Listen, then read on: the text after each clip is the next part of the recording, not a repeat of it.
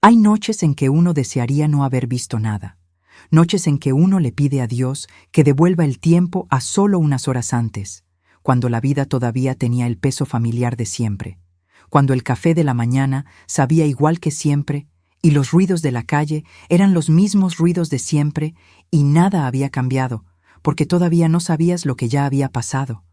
Yo soy una de esas personas que ya no puede pedirle eso a Dios.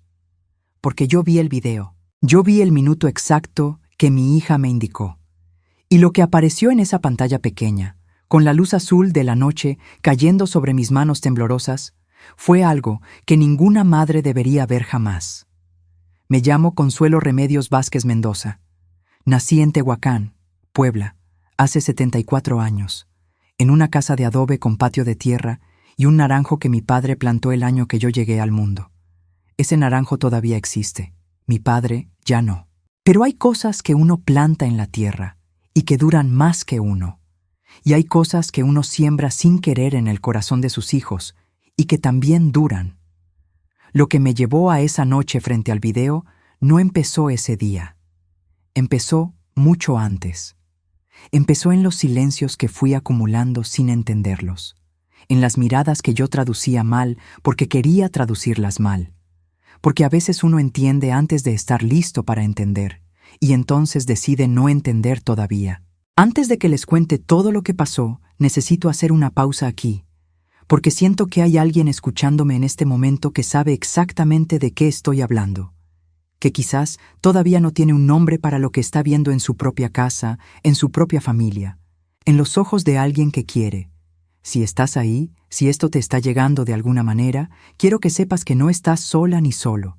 Dime en los comentarios desde dónde estás viendo, desde qué ciudad, desde qué estado de esta república tan grande, y qué hora es donde estás ahorita. Si es de madrugada y no puedes dormir, te entiendo mejor de lo que crees. Dale like a esta historia si algo en ti ya está sintiendo lo que yo sentí. Y suscríbete si todavía no lo has hecho, porque aquí llega una historia nueva cada día sin falta. Algunas son difíciles de contar, pero todas son verdaderas en el fondo. Ándale, déjame seguir. Ese día yo fui a casa de mi hija Esperanza porque ella me había pedido que recogiera unas cobijas que le había prestado meses atrás. Así de sencillo era el plan. Yo vivía a 20 minutos de su casa en el centro de Tehuacán, en la calle Reforma cerca del mercado Melchor Ocampo, y solía ir a verla 2 o 3 veces por semana sin que me lo pidieran, porque así soy yo. Siempre fui así. Consuelo que llega con tamales, o con un frasco de mole de olla, o con las cobijas dobladas y olorosas a lavanda, porque así le gustan a Esperanza desde que era chica. Así llevaba yo mi presencia en esa casa. Y pensé que esa tarde sería igual que todas las anteriores. Pero Esperanza me abrió la puerta con algo en los ojos que yo no supe leer de inmediato. No era tristeza exactamente. No era miedo exactamente. Era algo más parecido a la decisión, a ese momento en que uno ya tomó una resolución y el cuerpo todavía no ha terminado de convencerse. Me dio un beso rápido en la mejilla y me dijo, «Pasa, mamá», como siempre, pero su voz tenía un filo que yo atribuía al cansancio. Ella siempre estaba cansada últimamente. Trabajaba en la tienda de ropa de su suegra, al norte de la ciudad cerca del bulevar, y llegaba con los pies hinchados y el humor aplastado contra el suelo. La casa olía a fritura reciente, a aceite de maíz caliente, y había un trapo de cocina tirado en el sillón de la sala como si alguien lo hubiera dejado caer con prisa. Miré la mesa del comedor. Había 2 platos sin lavar y una botella de cerveza a medias. Esperanza me vio mirar y se adelantó a recoger la botella con un movimiento rápido, casi reflejo, como quien retira algo que no quiere que los demás vean. Yo guardé silencio. Fui a la recámara del fondo a buscar las cobijas que ella guardaba en el closet del pasillo. Las encontré dobladas sobre el librero porque el closet estaba lleno de cajas. Las tomé y las apoyé contra mi cadera, y cuando volví a la sala, Esperanza ya no estaba allí. La escuché en la cocina. Me asomé. Estaba de espaldas, con los brazos cruzados sobre el pecho, mirando por la ventana que da al patio trasero. Ese patio donde antes jugaba su hijo Daniel, donde yo había visto crecer a ese niño desde que era tan chiquito que cabía en mis brazos sin esfuerzo. Daniel tenía 9 años en ese tiempo. 9 años y unos ojos grandes color café claro que heredó de su abuelo materno, de mi Roberto que ya descansa en Dios desde el 2016. Al pensar en Daniel, sentí algo moverse en mi pecho, un tirón suave, antiguo, el mismo que siento siempre que pienso en él. Esperanza se volteó sin que yo la llamara, como si sintiera mi presencia. Me miró, y entonces pasó algo que yo no esperaba. Caminó hacia mí con paso firme, tomó mi brazo con una mano que temblaba más de lo que aparentaba y me guió al baño del pasillo. Cerró la puerta con seguro. No encendió la luz de inmediato. En la penumbra que entraba por la ventilita alta, yo pude ver que su boca temblaba. Luego encendió la luz y, sin decir una palabra, levantó la parte de atrás de su blusa. Yo llevo 74 años en este mundo. Parí 3 hijos. Cuidé a mi Roberto cuando se enfermó del corazón. Vi morir a mi mamá y a mi suegra y a 2 comadres que eran como hermanas. He visto dolor, pero lo que vi en la espalda de Esperanza esa tarde fue de una naturaleza diferente. No eran marcas de un accidente ni de una caída.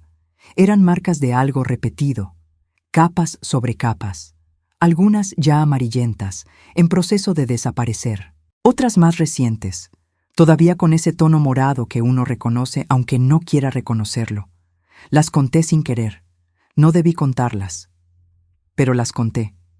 Ella bajó la blusa, me miró de frente, y dijo con esa voz que casi no tenía cuerpo: «Eso es lo que él hace cuando yo le digo que no». El silencio que siguió fue de los que pesan sobre los huesos. Yo quise hablar y no pude. La garganta se me cerró como cuando uno está a punto de llorar, pero todavía no sabe si tiene derecho a llorar. Entonces, Esperanza metió la mano en el bolsillo de su pantalón y sacó un celular. No era el suyo. Era uno más viejo, con la pantalla rayada y una calcomanía de caricatura pegada en la esquina inferior que yo reconocí porque era de Daniel. Era el celular viejo que le habían dado al niño para jugar. Y Esperanza lo deslizó dentro de mi bolso, con esa misma mano que temblaba. Me dijo que no dijera nada, que esperara a estar en casa, que buscara el video que estaba guardado en la galería y que me fijara bien en el minuto 4 con 32 segundos, que ahí estaba todo, y que después de verlo haría lo que yo quisiera con esa información, pero que ella sola no podía más y que necesitaba que yo supiera. Salí de esa casa cargando las cobijas y el bolso y el peso de algo que todavía no tenía forma completa, pero que ya me estaba aplastando el pecho. Esperanza me acompañó hasta la puerta. Me dio otro beso, este más largo, apretado, el tipo de beso que da a alguien que no sabe si habrá otro. Le pregunté en voz baja si él estaría de regreso pronto. Ella me dijo que a las 8, que tenía tiempo. Eran las 5:30 de la tarde. Salí. Caminé las 2 cuadras hasta donde había dejado mi burra, que así le digo a mi bicicleta vieja azul que uso desde hace años para andar por el centro porque el tráfico de Tehuacán a estas horas es imposible y porque mis rodillas todavía me obedecen cuando no hace mucho frío. Pedaleé de regreso a mi casa en la calle Reforma pensando en las marcas, en el número que había contado sin querer, en la voz de mi hija, en ese celular con la calcomanía de Daniel que ahora descansaba en mi bolso. Llegué a mi casa. Es una casa chica, pero es mía, con su puerta verde que pinté hace 3 años cuando cumplí 71, y decidí que quería un color alegre, aunque estuviera sola. Entré. Cerré la puerta con llave. Me senté en la silla de la cocina, la que está frente a la ventana donde cuelgo mis hierbas secas de manzanilla y epazote. Me quedé sentada ahí un rato sin hacer nada, con las manos sobre el bolso cerrado, sintiendo el celular adentro como si tuviera calor propio. Serví un vaso de agua. Lo tomé. Me persigné. Saqué el celular. Tengo que decirles que yo fui maestra de primaria 31 años. Empecé a los 23 en una escuelita de la Sierra Norte de Puebla y terminé en el Benito Juárez del centro de Tehuacán cuando me jubilé a los 54. En esos años vi cosas que otros adultos no ven porque los niños se abren con las maestras de una manera diferente a como se abren con sus padres. Vi niños que llegaban lunes con moretones que no correspondían a caídas. Vi niños que de repente dejaban de hablar en clase. Vi niños que se hacían encima sin motivo aparente cuando ya tenían años de no hacerlo. Y aunque en aquel entonces no existían los protocolos que existen hoy, yo aprendí a leer esas señales, aunque nadie me las hubiera enseñado formalmente. Las leí en los cuerpos, en los silencios, en los dibujos que los niños hacían cuando pensaban que nadie los miraba. Por eso cuando pienso en Daniel, en los últimos meses, en las cosas que yo había ido notando sin querer nombrarlas, siento una náusea particular. La náusea de quien ya sabía algo, pero decidió esperar un poco más para estar segura. Esa espera tiene un costo. Yo lo sé mejor que nadie. Daniel había cambiado. No de golpe, no de manera que uno pudiera señalar un día exacto y decir, fue aquí cuando empezó. Fue gradual, como el cambio del color del cielo antes de la lluvia, que uno solo nota cuando ya está oscuro. Meses atrás, el niño era parlanchín y curioso, y me preguntaba cosas sobre los planetas y sobre por qué las hormigas cargaban cosas más pesadas que ellas. Tenía una manera de reírse que llenaba cualquier cuarto. Se reía con todo el cuerpo, con los hombros y los ojos y las manos. Ese Daniel de antes, ese que yo conocía de memoria, había ido siendo reemplazado por otro Daniel más quieto, más vigilante. Lo vi por primera vez en una visita de domingo, hace como 4 meses de ese momento. Yo había llegado con tamales de rajas como me pedía siempre, y Daniel estaba en la sala viendo una caricatura. Me escuchó entrar y en lugar de saltar del sillón y correr hacia mí como solía hacer, se quedó quieto. Me miró. Y fue una fracción de segundo, un destello apenas, pero yo lo vi. Antes de correr a abrazarme, buscó con los ojos la dirección de la cocina. Buscó a alguien, y solo cuando comprobó que ese alguien no estaba ahí, vino hacia mí. Después lo vi sobresaltarse cuando su padrastro Germán cerró la puerta del carro con fuerza en el estacionamiento del mercado.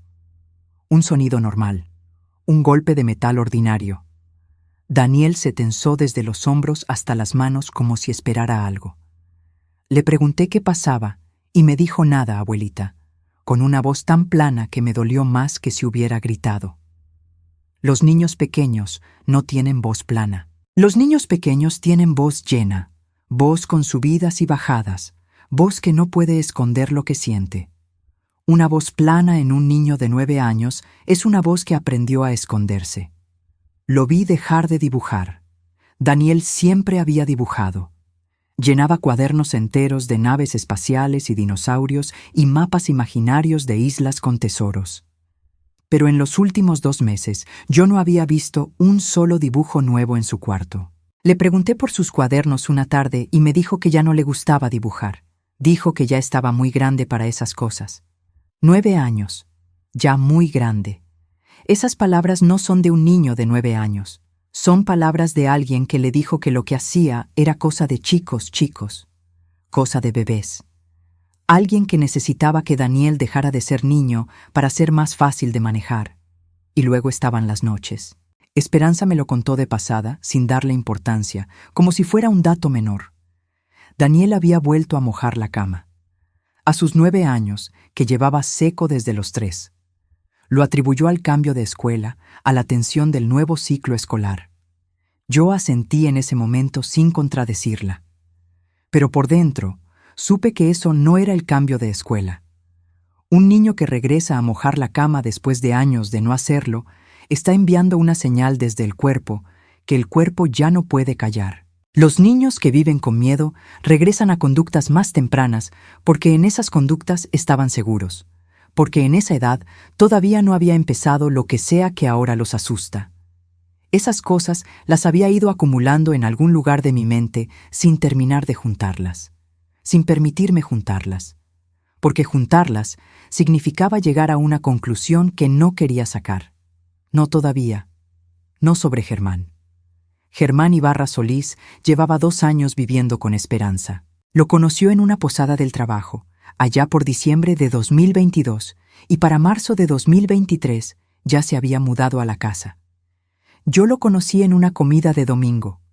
Llegó con una charola de carnitas envueltas en papel aluminio y una sonrisa muy fácil, de esas que tienen lista una frase amable para cada persona en la mesa. Le dijo a mi compadre benemérito que tenía buen ojo para los caballos cuando vio la fotografía en la pared. Le dijo a mi hermana Celeste que cocinaba como ángel cuando probó sus frijoles. Me dijo a mí que entendía de dónde había sacado Esperanza su fortaleza. Esas frases tan exactas, tan calibradas. Yo en ese entonces lo tomé como buena educación. Hoy sé que era algo más. Era el trabajo de alguien que ha aprendido que la mejor manera de entrar a una familia es hacerlos sentir vistos a todos, uno por uno, hasta que nadie quiera cuestionarlo. Con Daniel fue todavía más elaborado. Los primeros meses le compraba cosas: un control de videojuegos, una mochila nueva, unas tenis de marca que Daniel jamás habría pedido solo porque sabía que no alcanzaba el dinero. Eso también lo vi y lo dejé pasar. Los niños que crecen con poco aprenden a no pedir, y cuando alguien llega con generosidad, los adultos alrededor lo interpretan como bondad, pero los regalos tienen destinatarios, y los destinatarios aprenden deudas. Eso también lo supe después, y ahora tenía ese celular en la mano. Con ese video. Lo abrí. Fui a la galería. Había un solo video guardado, de poco más de 6 minutos, grabado desde un ángulo bajo, desde algún lugar entre la pared y un mueble, como si el celular hubiera sido apoyado ahí discretamente antes de que empezara lo que ocurría en la pantalla. Respiré hondo. Le pedí a la Virgen de Guadalupe que me diera fuerza, y le di play. Los primeros 4 minutos eran la sala de la casa de Esperanza. La televisión prendida al fondo, con el volumen bajo. Germán sentado en el sillón, y Daniel de pie frente a él con esa postura que yo había visto en los últimos meses. Los hombros encogidos hacia adentro, los pies juntos, como si intentara ocupar el menor espacio posible. Germán hablaba, y yo podía escuchar su voz, aunque no distinguía bien las palabras. Pero podía ver a Daniel. Podía ver cómo asintió una vez, 2 veces. Cómo Germán levantó la voz brevemente. Cómo Daniel dio un paso hacia atrás. Y entonces llegué al minuto 4 con 32 segundos. Dejé caer el celular sobre la mesa de madera de la cocina. Se escuchó el golpe. Me quedé mirando mis manos. Pensé que tenía que respirar. Pensé que tenía que hacer algo. Pensé en Daniel, en sus ojos grandes color café claro, en la voz plana que ya no tenía subidas ni bajadas, en las noches que mojaba la cama, en la calcomanía pegada en la esquina del celular. Afuera, en la calle Reforma, pasó una bicicleta con una bocina chillona. Un perro ladró 2 veces. La vida continuaba con toda su indiferencia ordinaria. Y yo estaba sentada en mi cocina entendiendo que lo que había visto en esa pantalla no era ambiguo, no era posible de interpretar de otra manera, no era una confusión de abuela vieja, ni una exageración de madre demasiado metiche. Era la prueba de lo que le estaba pasando a mi nieto. Y la pregunta que entró lenta, pesada, como entra el frío por las rendijas de las ventanas viejas, fue esta. Si Esperanza sabía, si Esperanza había grabado esto, si Esperanza me había deslizado ese celular con manos temblorosas, ¿por qué seguía en esa casa? ¿Por qué no se había ido? ¿Por qué no había gritado?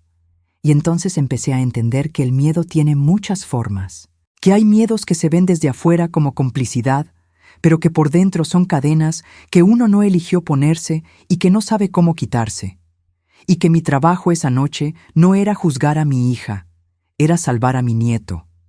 Me levanté. Guardé el celular en el cajón donde guardo los documentos importantes. Puse la tetera a calentar. Y empecé a pensar con la misma frialdad metódica con que 31 años de maestra me habían enseñado a pensar cuando había un niño que necesitaba que alguien actuara. Porque eso era ahora. No era el momento de llorar. Era el momento de actuar. Y yo, Consuelo Remedios Vázquez Mendoza, con 74 años y las rodillas que se quejan cuando llueve y el corazón que ya lleva solo 8 años sin mi Roberto, iba a actuar. La noche del video no dormí. Me senté en el sillón de la sala con el rosario en las manos y la taza de té de tila fría sobre la mesita de centro, y estuve pensando hasta que la oscuridad se fue poniendo gris y luego rosada y luego amarilla por la ventana. En esas horas sin sueño, uno piensa cosas que de día no se permiten. Uno se pregunta cuándo empezó todo, si uno pudo haberlo visto antes, si las señales eran más claras de lo que uno quiso creer. Y yo me pregunté eso muchas veces esa noche, con el rosario entre los dedos y el silencio de Tehuacán afuera, ese silencio de madrugada que tiene algo de sagrado y algo de aterrador. Me pregunté cuándo fue exactamente que Daniel dejó de reírse con todo el cuerpo.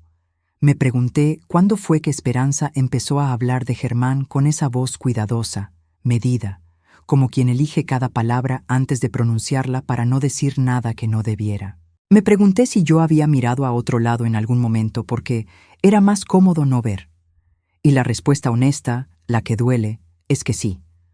Que hubo un domingo en que Daniel no quiso quedarse a dormir en mi casa como solía hacerlo, y cuando le pregunté por qué me dijo que Germán decía que los niños que dormían en casa de las abuelas se volvían blandengues. Que eso lo dijo un niño de 8 años, con la voz de un adulto que había repetido esa frase lo suficiente para que Daniel la internalizara como suya. Y yo en ese momento dije, «Ay, mijito, qué tonterías», y cambié el tema. Eso fue mirar a otro lado. Eso fue elegir no escuchar lo que estaba detrás de las palabras de mi nieto. Antes de que les cuente lo que pasó en los días que siguieron, necesito hacer una pausa porque hay algo que me pesa en el pecho y necesito compartirlo. Quizás tú que me escuchas conoces a alguien en una situación así. Quizás reconoces en la historia de Daniel esa manera de encogerse, de dejar de hablar, de cambiar sin que nadie sepa bien por qué. Si lo reconoces, si hay un niño o una niña en tu vida que ha cambiado de maneras que no puedes explicar del todo, escríbemelo en los comentarios.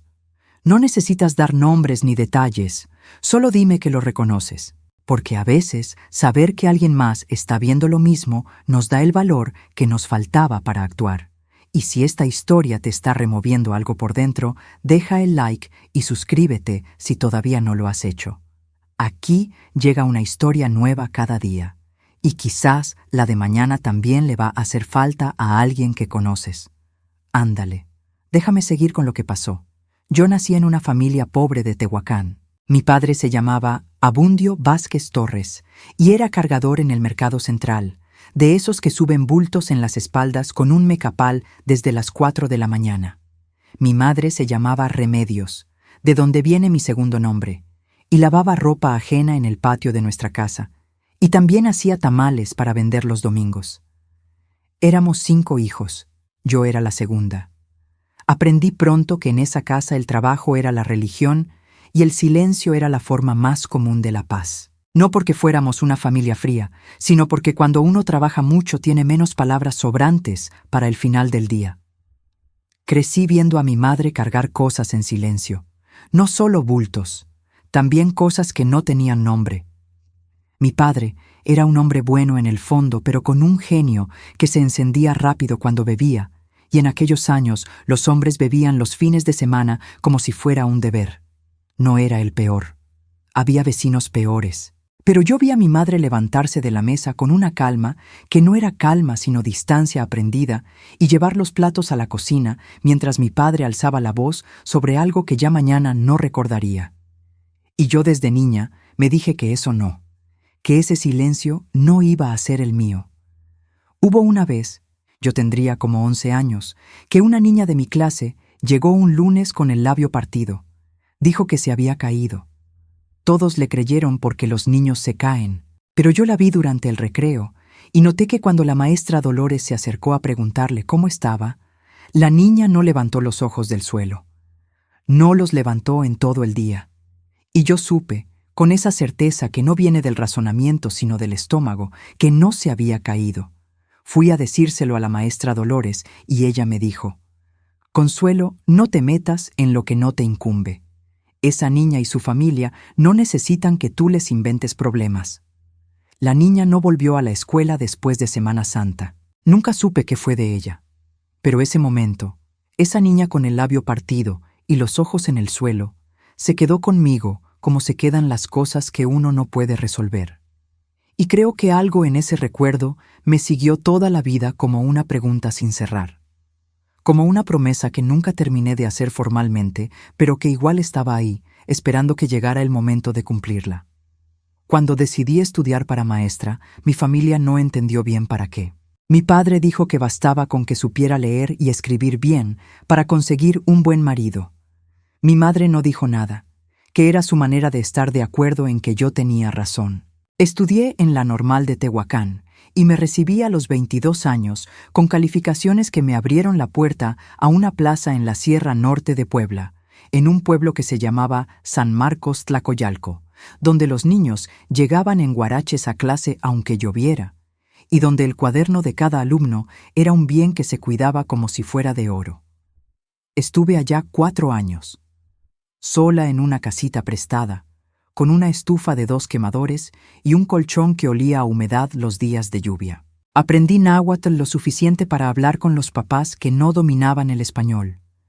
Aprendí a reconocer el hambre detrás de los ojos, aunque el niño dijera que ya había desayunado. Aprendí que los cuerpos de los niños no mienten aunque sus palabras estén entrenadas para mentir. Fue allá donde conocí a mi Roberto. Él era maestro también, en la secundaria del pueblo vecino, y nos conocimos en una junta de zona en Tehuacán un sábado de marzo. Nos casamos 2 años después. Tuvimos 3 hijos. Esperanza, que es la mayor. Luego mi hijo Marco Antonio, que vive en Puebla ciudad con su familia. Y luego mi más chica Pilar, que emigró a Monterrey hace 15 años, y de quien hablo más tarde. Roberto y yo vivimos juntos 38 años, buenos en su mayoría, con sus temporadas oscuras como todos los matrimonios que duran, pero con una complicidad que se construye de a poco, con el café compartido en las mañanas y las conversaciones de noche y el hábito de estar. Cuando Roberto murió de un infarto en agosto del 2016, yo tuve que aprender a vivir de otra manera. Uno no está preparado para eso, aunque lo sepa teóricamente. La casa se vuelve más ruidosa en el silencio. Los cuartos tienen ecos distintos, pero yo soy de las que siguen moviéndose, aunque duela, porque el movimiento es la única forma que conozco de no quedarme atrapada. Seguí yendo al mercado. Seguí haciendo tamales. Seguí siendo la abuela que se aparece con cobijas y mole y la pregunta de cómo estás dicha de verdad. Y seguí siendo la maestra, aunque ya no tuviera salón. Seguí leyendo a los niños. Seguí notando. Lo que yo había notado en Daniel en los últimos meses correspondía a patrones que había visto antes. No exactamente iguales, nunca son exactamente iguales, pero de la misma familia. La regresión en las noches mojadas era una. La hipervigilancia, ese buscar con los ojos antes de moverse, era otra. La pérdida del juego espontáneo, el abandono de los cuadernos de dibujo, era otra más. Y luego estaba una cosa que me había pasado casi inadvertida, pero que en la madrugada de ese martes, sentada con mi rosario frío, tomó peso propio. La última vez que Daniel se quedó a dormir en mi casa, hacía ya casi 3 meses, yo me asomé a su cuarto a medianoche porque escuché un ruido y lo encontré sentado en la cama con los ojos abiertos, mirando la puerta. No estaba llorando. No estaba dormido. Estaba simplemente sentado, mirando la puerta, con esa vigilancia tranquila y terrible que tienen los animales pequeños cuando viven cerca de un depredador. Le pregunté qué pasaba. Me dijo que nada, que se le había escapado un sueño. Volví a mi cuarto y no dormí bien el resto de esa noche. Y al día siguiente, en la mesa del desayuno, no dije nada porque no sabía todavía cómo nombrar lo que había visto. Porque nombrarlo significaba empezar un proceso que yo no sabía si tenía las fuerzas para empezar. Ahora tenía el video. Ahora no había forma de no nombrar. Germán Ibarra Solís tenía 42 años. Trabajaba como técnico electricista en una empresa de instalaciones que hacía contratos con el gobierno municipal de Tehuacán. Era puntual, decía su jefe cuando lo mencionaban. Era responsable. Era de los que no faltaban nunca. En la colonia donde vivía con Esperanza, lo conocían como el señor de la camioneta gris, que ayudó a instalar la iluminación del salón de la asociación de vecinos sin cobrar nada por su trabajo. De eso hablaron meses en la colonia. Qué buena gente ese Germán, qué considerado, qué distinto de tantos que solo piensan en su propio beneficio. Yo lo había escuchado hablar de Daniel con un tono que en el principio sonaba a interés genuino. Decía el niño necesita más disciplina, con esa convicción de los hombres que llegan a casas ajenas con hijos ajenos y se sienten con autoridad para diagnosticar. Decía que Esperanza lo malcriaba, que los abuelos lo consentían demasiado, y eso último me lo dijo a mí de frente una vez, en esa sonrisa fácil suya, como si fuera un chiste entre los dos. Yo me reí en ese momento. Me reí porque todavía creía que era un hombre tosco, pero bien intencionado. Esa risa mía de cortesía es una de las cosas que más me pesan ahora.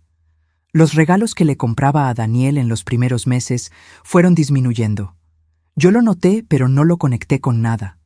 Pensé que simplemente la novedad había pasado y que la relación entre ellos había encontrado su nivel natural.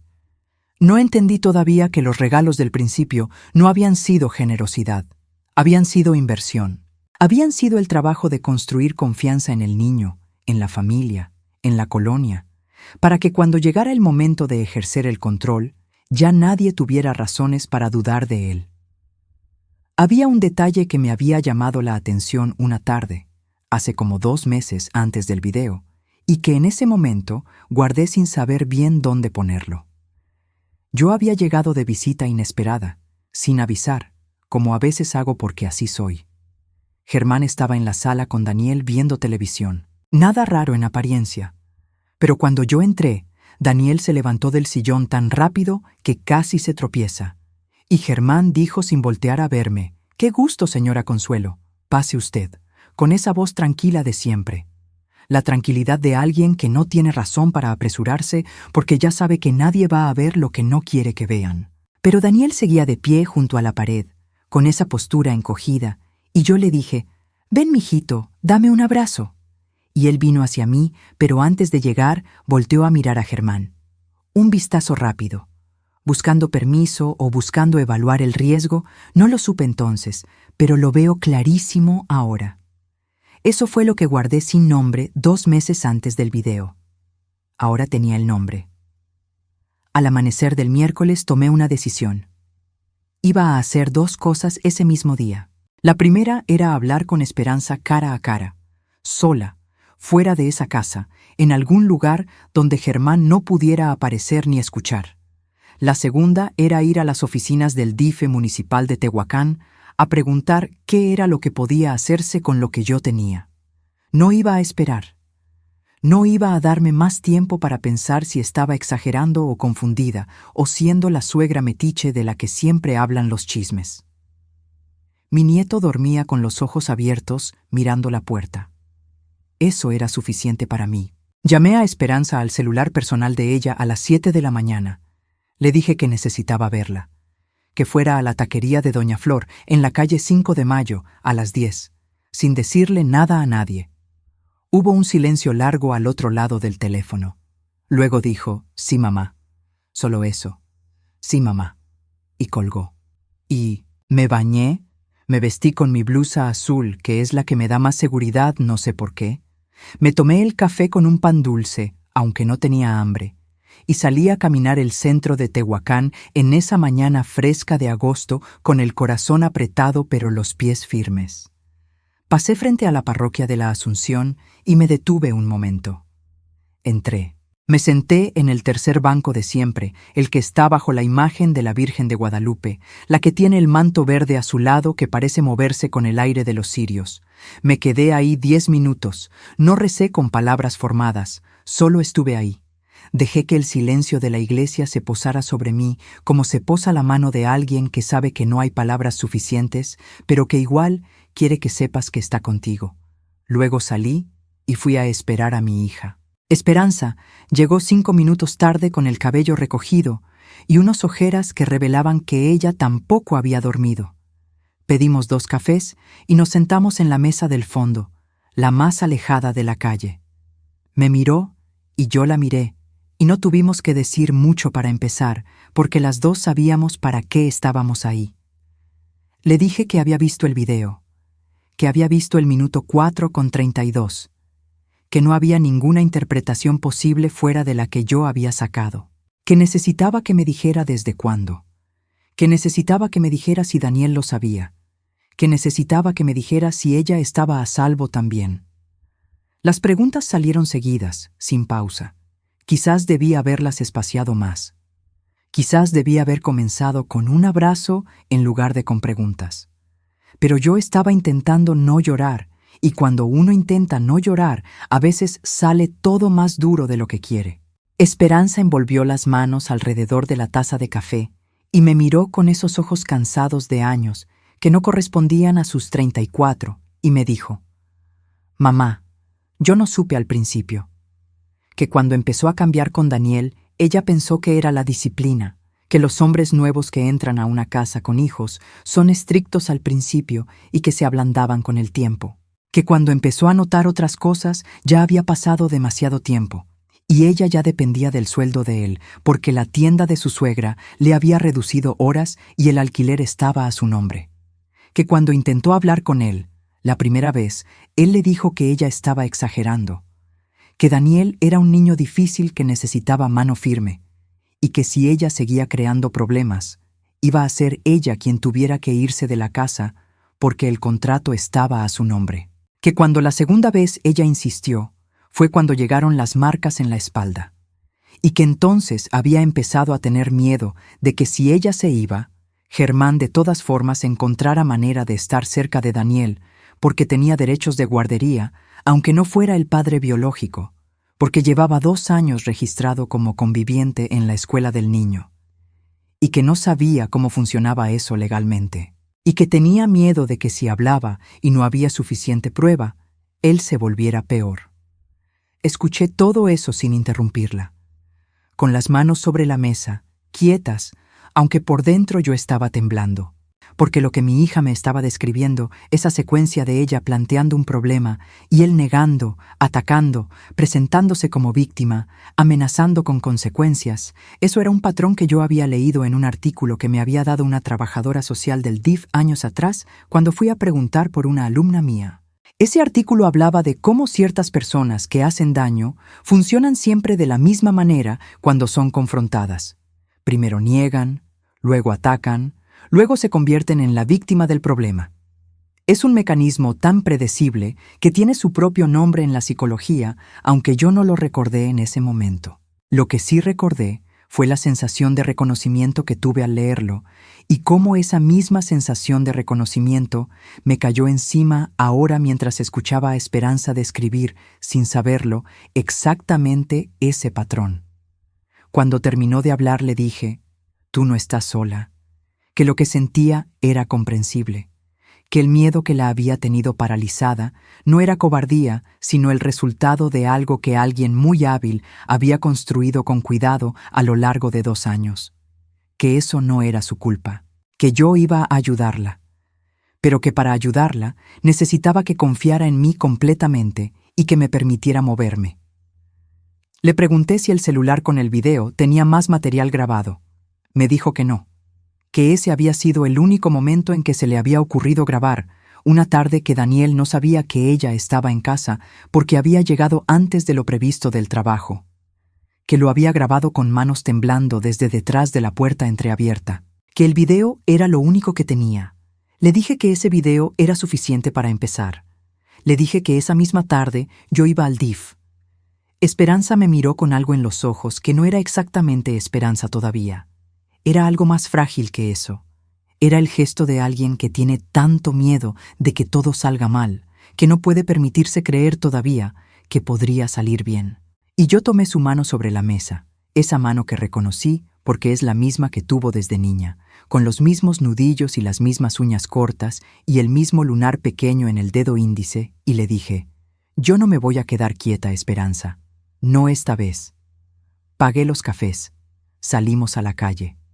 La vi alejarse hacia su trabajo y me quedé un momento parada en la acera de la calle 5 de Mayo, con el sol de agosto cayendo fuerte sobre la cabeza y la certeza de que lo que venía no iba a ser fácil.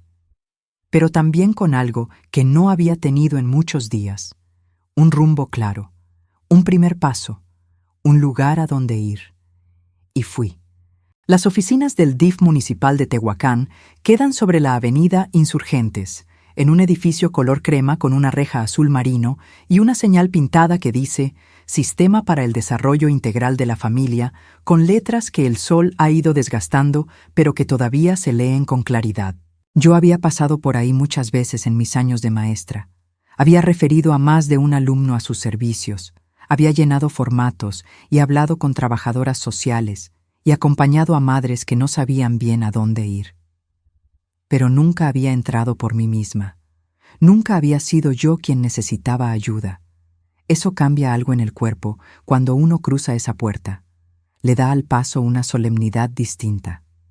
Entré a las 2 de la tarde de ese miércoles. La sala de espera tenía sillas plásticas anaranjadas y un ventilador de techo que giraba despacio y un cartel con los derechos de los niños pegado en la pared con cinta adhesiva que se estaba despegando por las esquinas. Había 2 mujeres esperando antes que yo, cada una con sus propias historias en los ojos. Me registré en la ventanilla con una señorita joven que me dio un número y me dijo que esperara. Esperé 40 minutos. La trabajadora social que me atendió se llamaba Leticia Sánchez Bernal. Tendría unos 35 años, cabello negro recogido en una cola, lentes de armazón delgado y esa manera de escuchar que tienen las personas que han aprendido a recibir historias difíciles sin que su cara revele todo lo que están procesando por dentro. Me recibió en una oficinita con un escritorio, 2 sillas y una planta de nopal en una maceta que sobrevivía con lo que le tocaba. Me senté frente a ella y empecé a hablar. Le conté todo, desde el día de las cobijas hasta el video. Le describí los cambios en Daniel, la enuresis nocturna después de años seco, la hipervigilancia, el abandono del dibujo, la voz plana, la búsqueda de permiso con los ojos antes de moverse. Le describí las marcas en la espalda de Esperanza. Le dije que tenía un video grabado en el celular que Daniel usaba para jugar. Le dije que Germán Ibarra Solís tenía 42 años, que era técnico electricista, que llevaba 2 años en la casa y que estaba registrado como conviviente en la escuela del niño. Leticia escuchó todo sin interrumpirme. Tomó notas en una libreta cuadriculada con bolígrafo azul. Cuando terminé, me preguntó 3 cosas. Si el niño vivía actualmente en el domicilio con el señor Ibarra, si yo tenía acceso físico al celular con el video, y si Esperanza estaría dispuesta a colaborar con el proceso. Le respondí que sí a las 3. Me explicó entonces cómo funcionaba el proceso desde el DIF. Me dijo que lo que yo describía constituía una situación de riesgo para un menor y que eso habilitaba la apertura de un expediente de atención inmediata, que el DIF no podía retirar a un niño de su hogar sin una evaluación formal, que eso requería una valoración psicológica del menor y un informe de trabajo social que incluyera una visita domiciliaria. Que esos pasos tenían tiempos, que el sistema tiene sus tiempos, y que eso a veces era frustrante para las familias, pero que era también la manera de proteger a todos, y que saltarse esos pasos podía debilitar el caso, en lugar de fortalecerlo. Luego me dijo algo que yo necesitaba escuchar, aunque también me pesara. Que el video era una evidencia importante, pero que necesitaría ser valorada por el Ministerio Público, que era la instancia que podía abrir una carpeta de investigación penal. Que el DIF podía acompañar el proceso y generar informes que sumaban al expediente, pero que la denuncia penal era un paso que había que dar por separado. Le pregunté qué significaba eso en términos prácticos. Me dijo que significaba que yo podía hacer 2 cosas al mismo tiempo. Dejar abierto el expediente en el DIF ese mismo día para que comenzara la ruta de protección infantil y también ir al Ministerio Público a presentar una denuncia formal. Que las 2 rutas podían correr paralelas y que de hecho era más efectivo que así fuera. Le pregunté si había riesgo de que Germán se enterara de que yo había ido ahí. Me dijo que los procesos eran confidenciales en la etapa de valoración y que yo podía pedir que el primer contacto de la visita domiciliaria fuera coordinado con Esperanza de manera que ella estuviera preparada, que el DIF tenía experiencia en esas situaciones y que la seguridad de todos los involucrados era parte del protocolo. Llené formularios, dejé mis datos, firmé. Antes de salir, Leticia me dio su número de extensión y me dijo que si en cualquier momento la situación se volvía urgente, que si había señales de que el niño estaba en peligro inmediato, debía llamar de inmediato sin esperar citas. Me dijo que el bienestar del menor era la prioridad por encima de los tiempos administrativos. Salí de las oficinas del DIF a las 3:15 de la tarde con un comprobante de expediente abierto en la mano y la sensación de que había movido la primera pieza de algo que iba a ser largo y que iba a costar, pero que ya estaba en movimiento.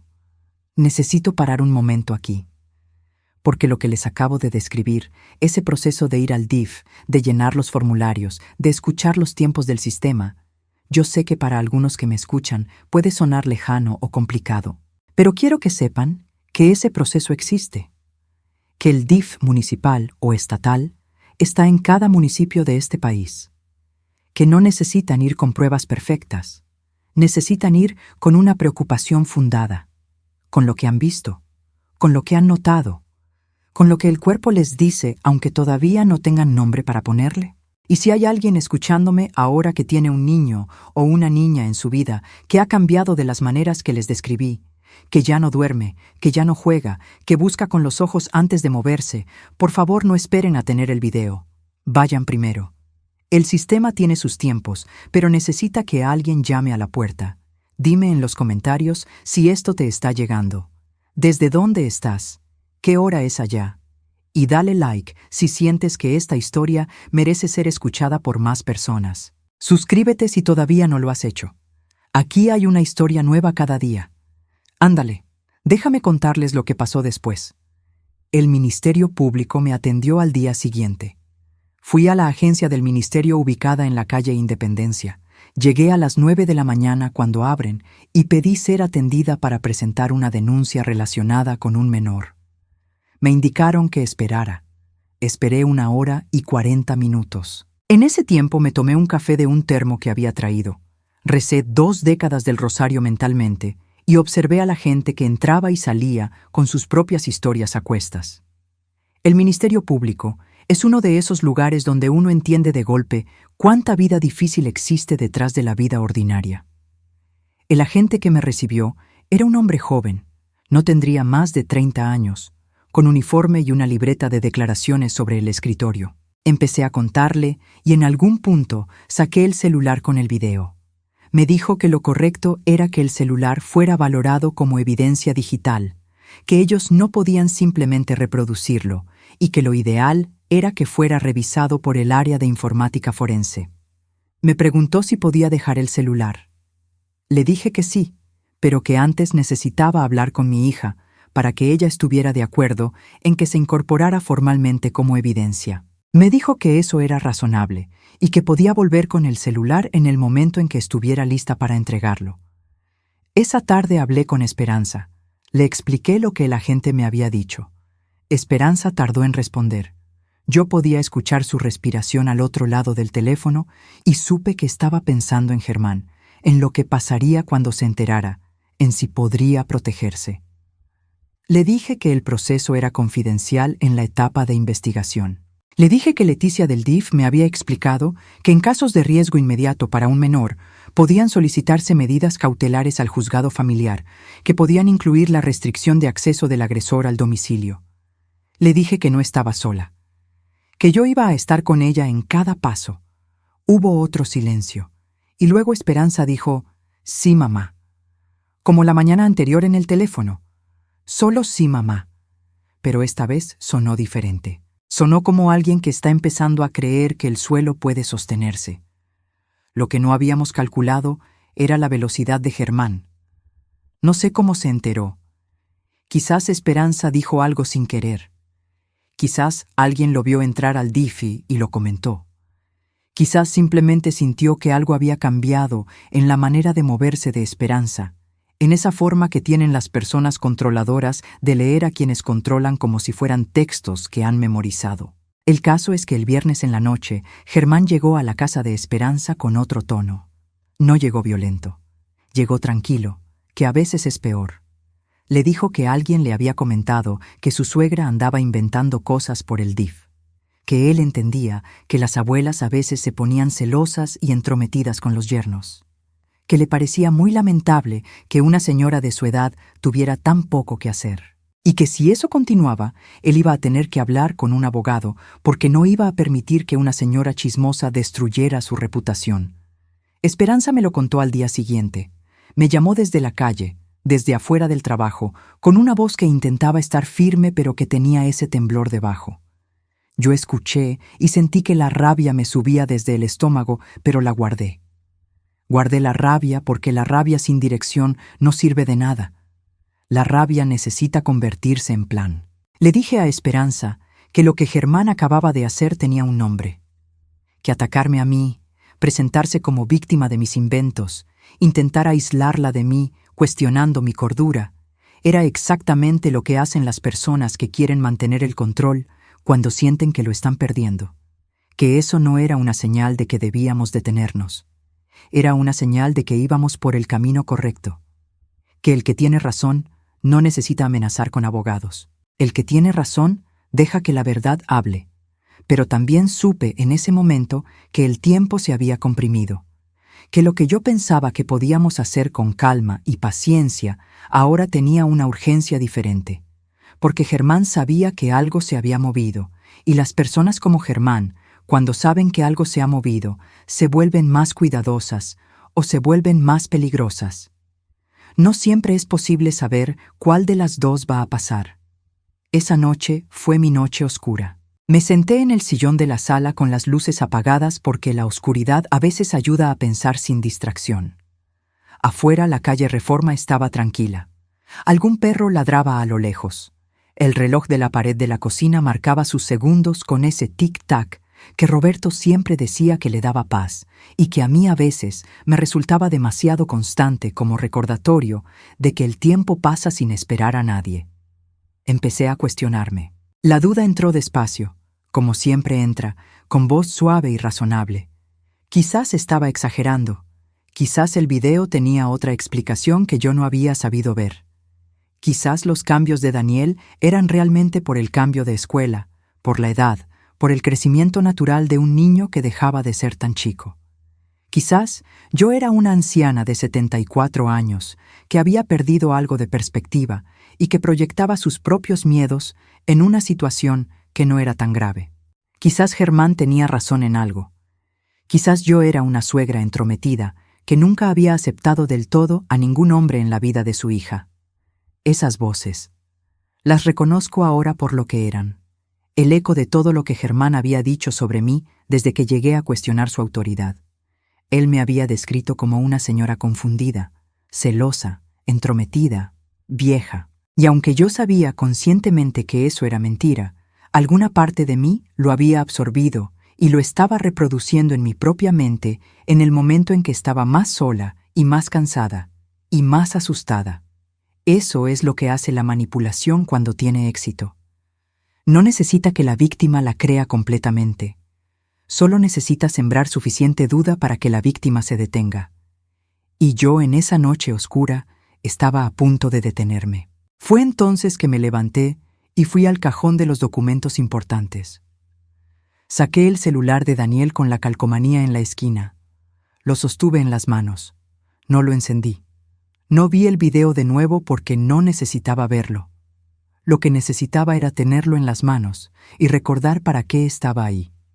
Ese celular lo había deslizado en mi bolso una mujer con marcas en la espalda y manos temblorosas. Ese celular lo había cargado Daniel sin saber que adentro había la verdad que podría salvarlo. Ese celular era la razón por la que yo no podía detenerme. Pensé en la niña del labio partido que no volvió después de Semana Santa. Pensé en lo que me dije a mí misma aquel día cuando la maestra Dolores me mandó callar, que yo no iba a callar la próxima vez, que la próxima vez iba a hacer lo que hubiera que hacer aunque nadie me apoyara. Esa promesa tenía más de 60 años esperando. No iba a incumplirla ahora. Me fui a dormir. Dormí 3 horas. Y a las 6 de la mañana del sábado estaba de pie con mi café y mi determinación, y una idea nueva que había llegado entre las pocas horas de sueño, como a veces llegan las ideas cuando uno deja de forzarlas. Había alguien a quien necesitaba llamar. Se llamaba Graciela. Graciela Monterroso Huerta. Había sido directora de la primaria Benito Juárez, donde yo terminé mi carrera. Y hacía 3 años que estaba jubilada, como yo, pero a diferencia de mí, ella había seguido vinculada al DIF estatal de Puebla, como asesora voluntaria en programas de protección infantil. Yo la había visto en una misa de difuntos hacía 8 meses y ella me había dado su número diciendo que nos veíamos para tomar café y nunca nos vimos porque eso siempre pasa. Pero ahora tenía su número y una razón urgente para usarlo. La llamé a las 7:30 del sábado. Contestó al segundo timbre. Le expliqué todo en 15 minutos. Hubo silencio al final, y luego Graciela dijo: «Consuelo, ya sé lo que necesitas. Ven el lunes a las 10 y trae el celular». Eso fue el principio del cambio. Pero antes del lunes pasó algo que apretó el tiempo todavía más. El domingo por la noche, Esperanza me llamó. Su voz era diferente a todas las anteriores. Había cruzado al otro lado del miedo y llegado a algo más tranquilo y más firme. Me dijo que Germán le había anunciado esa tarde que le habían ofrecido un contrato de 3 meses en Tlaxcala, instalando el sistema eléctrico de un complejo industrial nuevo, que se iría el siguiente viernes. Y que Daniel iría con él, porque el niño necesitaba pasar tiempo de calidad con él sin la interferencia de la familia. Me quedé fría. Le dije que eso no iba a pasar. Esperanza me dijo que él ya le había dicho a la escuela que iba a retirar a Daniel temporalmente por motivos familiares, que ya había hablado con la directora, que lo tenía todo planeado con esa eficiencia metódica que ahora yo ya reconocía como parte de su manera de operar. Movimiento rápido, decisiones presentadas como hechos consumados, sin espacio para discutir. Tenía 6 días para hacer lo que había pensado hacer en semanas. Colgué el teléfono. Miré el reloj de la cocina, las 9:15 de la noche del domingo. Pensé en Daniel durmiendo en esa casa, o quizás no durmiendo, quizás sentado en la cama mirando la puerta. Pensé en la distancia entre Tehuacán y Tlaxcala, que no es mucha en kilómetros, pero que en estas circunstancias podría ser la diferencia entre poder actuar y no poder hacerlo. Tomé mi libreta de notas. Escribí todo lo que tenía: el expediente abierto en el DIF municipal, el número de Leticia Sánchez, la cita con Graciela el lunes a las 10, el celular con el video en el cajón. Escribí los nombres, las fechas, las conversaciones que había tenido con Esperanza y que había ido anotando con fechas y horas desde el primer día, porque 31 años de maestra me habían enseñado que la memoria falla pero el papel no. Luego escribí: Daniel no sale de Tehuacán el viernes. Eso no era un deseo, era una decisión. Y al pie de la decisión, con letra más pequeña, escribí: lo que sea necesario. El lunes llegué a casa de Graciela Monterroso a las 10 de la mañana en punto. Vivía en una colonia residencial al poniente de Tehuacán, en una casa de 2 pisos con jardín y una perra labradora color miel que me recibió con el entusiasmo que solo tienen los perros y los niños pequeños cuando todavía nadie les ha enseñado a desconfiar. Graciela salió a recibirme con 2 tazas de café ya servidas y el gesto de quien ha estado pensando desde que colgó el teléfono el sábado. Nos sentamos en su sala. Le mostré el celular. Le expliqué el minuto 4:32. Graciela lo vio con esa misma quietud entrenada de Leticia, esa manera de recibir lo grave sin derrumbarse porque derrumbarse no ayuda a nadie. Cuando terminó de ver lo que le indiqué, dejó el celular sobre la mesita de centro con cuidado, como si fuera algo frágil, y me miró. Me dijo lo que yo necesitaba saber. Me dijo que lo que había en ese video constituía material suficiente para solicitar medidas de protección cautelares ante el juzgado familiar. Que esas medidas podían incluir la restricción de convivencia entre Germán y Daniel mientras durara la investigación. Que el proceso en el juzgado familiar podía moverse con más rapidez que el proceso penal en casos de riesgo inmediato para un menor, porque el juzgado familiar tiene la facultad de actuar preventivamente aunque la carpeta de investigación penal todavía estuviera en sus primeras etapas. Me dijo que ella conocía a una abogada que llevaba casos de protección infantil en Tehuacán, que se llamaba Marcela Fuentes Arroyo y que tenía oficina en el centro. que podía llamarla ese mismo día para explicarle la urgencia y que si el caso era lo que ella pensaba que era, Marcela encontraría la manera de mover el proceso con rapidez. Me dijo algo más que yo no esperaba. Me dijo que el hecho de que Germán estuviera planeando llevar a Daniel a otro estado sin el consentimiento de la madre biológica podría calificar como sustracción de menor si se demostraba que existía un riesgo para el niño. Que eso daba al juzgado familiar razón adicional para actuar de manera preventiva. Sentí que algo se movía dentro de mí. No era alivio todavía. Era el reconocimiento de que había un camino. Que el muro que yo había estado mirando tenía una puerta que yo no había sabido ver porque no sabía dónde buscarla. Antes de que les cuente lo que pasó en esos días que siguieron, necesito hacer una pausa aquí, porque hay algo que me parece importante decirles antes de continuar. Lo que yo hice esos días, ir al DIF, ir al Ministerio Público, buscar a Graciela, contactar a la abogada, no requirió que yo tuviera pruebas perfectas desde el primer momento. Requirió que yo me acercara con lo que tenía y que confiara en que las instituciones que existen para proteger a los niños podían ayudarme a construir el caso. Muchas personas no acuden porque creen que lo que tienen no es suficiente, que el video tiene que ser más claro, que los moretones tienen que ser más visibles, que el niño tiene que haber dicho algo más directo. Y entonces esperan. Y la espera tiene un costo que los niños pagan. Si tienes una preocupación fundada sobre un niño, ve primero. El DIF de tu municipio está en cada ciudad de este país. El Ministerio Público recibe denuncias aunque no tengas prueba completa.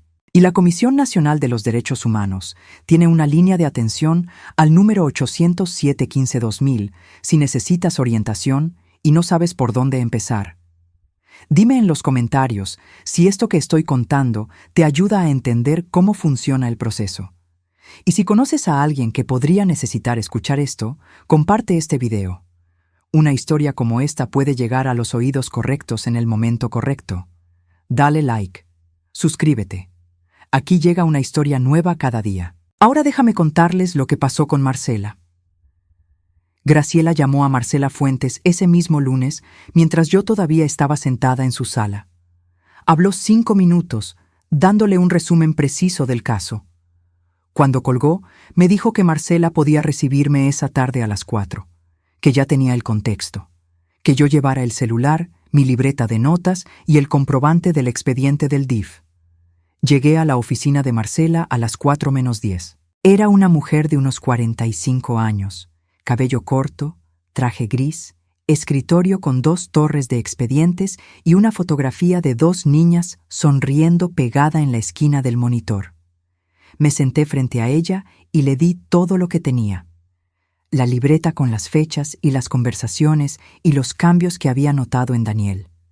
El celular, el comprobante del DIF y la información de que Germán planeaba llevarse a Daniel a Tlaxcala el viernes siguiente. Marcela leyó mis notas. Vio el video. Preguntó 3 cosas más sobre la situación económica de Esperanza, la relación civil entre Esperanza y Germán, que era concubinato no matrimonio, y si Daniel tenía padre biológico registrado. Le dije que el padre de Daniel se llamaba Rodrigo Cabrera, que había salido de la vida de Esperanza cuando Daniel tenía 2 años y que no tenía relación activa con el niño ni derechos de custodia activos. Marcela asintió. Luego me dijo lo que iba a hacer. Iba a presentar ese mismo martes una solicitud urgente al juzgado familiar de Tehuacán pidiendo medidas cautelares de protección para el menor Daniel Alejandro Cabrera Vázquez, de 9 años. La solicitud se fundamentaría en el video como evidencia de conducta inadecuada hacia el menor, en el informe que el DIF generaría a partir del expediente ya abierto, y en la información de que había una intención declarada de trasladar al menor fuera del estado en un plazo de 5 días. Pediría también que se notificara a Esperanza como madre biológica del menor para que ratificara su posición. Y pediría que el DIF realizara una valoración psicológica urgente del niño antes del viernes. Me dijo que los juzgados familiares en casos de riesgo inmediato para menores podían emitir medidas cautelares con rapidez, a veces en 24 o 48 horas, aunque el proceso penal completo tomara mucho más tiempo. que esas medidas no eran la justicia definitiva, pero que eran el escudo que protegía al niño mientras la justicia definitiva se construía. Me preguntó si estaba lista. Le dije que sí. Me preguntó si Esperanza iba a cooperar. Le dije que la llamaría esa noche. Me preguntó si tenía fuerzas para lo que venía. Y en esa pregunta había algo más que la pregunta práctica. Era la pregunta de alguien que sabía que lo que venía iba a ser difícil de maneras que yo todavía no podía imaginar completamente. Le dije que tenía 74 años y 31 de maestra y 8 años de vivir sola sin mi Roberto. Le dije que había fuerzas que uno descubre solo cuando las necesita. Le dije que sí. Llamé a Esperanza esa noche. Le expliqué todo lo que Marcela me había dicho. Le expliqué que Marcela necesitaba que ella firmara ciertos documentos al día siguiente y que ratificara ante el juzgado su posición como madre. Hubo silencio. Un silencio diferente a los anteriores. Este tenía menos miedo y más peso. Era el silencio de alguien tomando la decisión más grande de su vida. Y entonces Esperanza dijo: «Dile a la licenciada que mañana estoy allá a la hora que sea». El martes fue un día de movimiento. Marcela presentó la solicitud. El DIF fue notificado y Leticia me llamó para decirme que la valoración psicológica urgente de Daniel quedaba programada para el miércoles por la mañana en las instalaciones del DIF, que Esperanza debía llevarlo. Esperanza coordinó con su trabajo para llegar tarde. Germán, que creía que todo seguía bajo su control, no supo nada de nada en ese día. El miércoles llevaron a Daniel al DIF. Yo no fui para no saturar al niño de presencias adultas que podían intimidarlo, pero Esperanza me llamó al salir. Me dijo que la psicóloga del DIF, una mujer joven muy suave en el trato, había hablado con Daniel durante 45 minutos con Esperanza fuera de la sala, que al terminar había salido y le había dicho a Esperanza que el niño presentaba señales consistentes con un estado de ansiedad crónica y que había hecho declaraciones que requerían seguimiento urgente, que el informe estaría listo para el juzgado antes del jueves. El jueves por la mañana, el juzgado familiar de Tehuacán emitió las medidas cautelares. Germán Ibarra Solís quedaba restringido de convivir con Daniel Alejandro Cabrera Vázquez mientras durara la investigación. No podía acercarse al niño. No podía retirarlo de la escuela. No podía sacarlo del municipio. Y quedaba notificado de que existía un proceso de investigación abierto en el Ministerio Público. Marcela me llamó para darme la noticia. Yo estaba en mi cocina con el café frío frente a mí porque llevaba 1 hora sin recordar tomarlo. Escuché lo que me dijo y no dije nada por un momento. Luego le di las gracias de una manera que no sé si fue suficiente para expresar lo que sentía, porque no creo que existan palabras suficientes para agradecer a alguien que ayuda a poner un escudo entre un niño y el peligro. Entonces vino lo que nadie me había preparado para ver. Germán fue notificado ese mismo jueves por la tarde, y lo que pasó después mostró exactamente qué clase de hombre era cuando perdía el control. Llegó a casa de Esperanza. Esperanza había hecho lo que le indicaron. No estaba sola. Había pedido a su vecina Dolores, una mujer de 60 años que vivía a 2 casas y que sabía algo de la situación, que se quedara con ella. Germán llegó con esa calma de las primeras veces, la calma de quien todavía cree que puede manejar la situación con la misma facilidad de siempre. Le preguntó a Esperanza qué había hecho, con voz suave, con esa suavidad que tiene el acero cuando todavía está frío. Esperanza le dijo que había dado los pasos que tenía que dar para proteger a su hijo. Germán entonces dejó caer la máscara. No de golpe, de a poco. Primero la negación. Él jamás había hecho nada, que todo era una invención de mi parte, que yo era una vieja entrometida, que nunca lo había aceptado. Luego el ataque, que Esperanza era una ingrata, que él le había dado casa y sustento y presencia cuando el padre de su hijo la había dejado sola. Luego la victimización, que él era el que estaba siendo destruido injustamente, que su reputación en el trabajo iba a quedar destrozada, que nadie le iba a creer después de esto porque la gente siempre asume lo peor del hombre. Dolores, la vecina, presenció todo, y al día siguiente fue al Ministerio Público y dio declaración voluntaria de lo que había escuchado. Eso fue la 7ª pieza del rompecabezas que yo había ido armando sin saber exactamente cuántas piezas tenía. La tarde del jueves, Esperanza me llamó para contarme lo que había pasado. Le pregunté cómo estaba. Me dijo que asustada pero entera. Le pregunté cómo estaba Daniel. Me dijo que el niño estaba en su cuarto, que había llegado de la escuela y se había ido directo a su cuarto sin preguntar nada. Que eso también era una señal de que algo en él sabía que algo había cambiado sin entender todavía bien qué. Le dije a Esperanza que esa noche le dijera a Daniel que quería que viniera a dormir a mi casa, que le dijera que yo lo había invitado, que no le dijera nada más todavía, que era demasiado para procesar de golpe y que el niño necesitaba sentirse seguro antes de poder entender, que la seguridad primero y las palabras después. Media hora después, Esperanza me llamó de nuevo. Daniel había preguntado si podía llevar su dinosaurio de peluche al que le decía Pancho y que dormía en la orilla de su cama desde los 4 años. Esperanza le dijo que sí. Daniel preguntó si se podían quedar más de una noche.